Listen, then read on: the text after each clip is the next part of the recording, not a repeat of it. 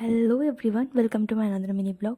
অনেক দিন পর তোমাদের সাথে আবার মিনি ব্লগ শেয়ার করছি। মাঝখানে অনেক দিন কোনো ভিডিও আপলোড করা হয়নি, কারণ আছে, সেগুলো তোমাদের পরে ভিডিওতে বলবো।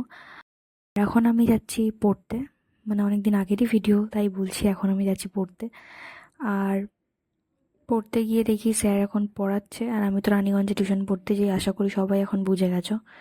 তারপরে পড়াটার পর এখন ট্রেন ধরে বাড়ি আসবো, আর বাড়ি চলেও এসেছি। এসে পর এখন বসে আছি আর এবার খাবো।